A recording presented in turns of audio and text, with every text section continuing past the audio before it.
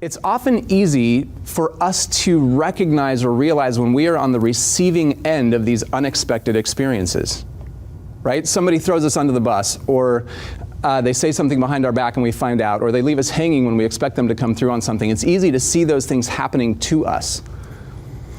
I'm a student of Stoic philosophy, and one of the core tenets of Stoicism is recognizing what is in our control and what is not in our control. As many of those unexpected experiences as we might have, there is nothing we can do about what happens to us, what other people, the experience other people create for us.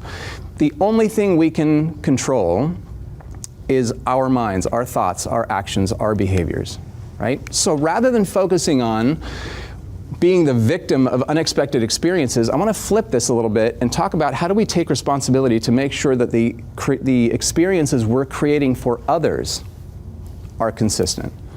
How do we create experiences that are consistent and that meet the positive expectations they have of us based on who we are, what we value, and what we believe, right?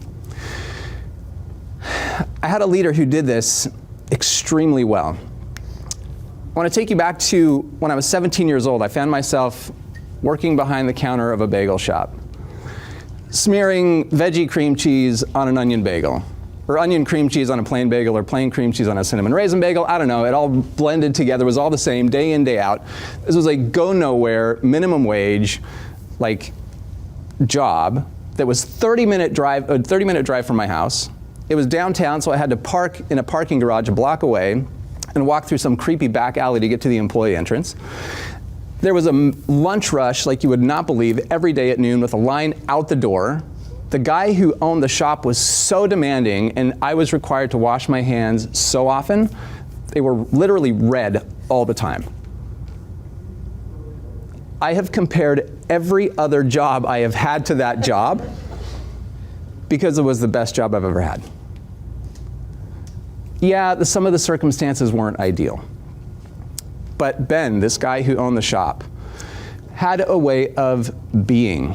He created an environment where we felt trust and connection and love. We loved being there. We loved the job, we loved him because of not only what he was doing, but who he was being. The reason he was demanding was not because he was just picky about details.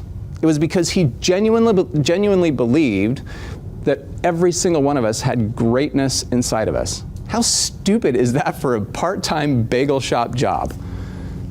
But it's just the kind of guy he was. It's how he showed up to everything.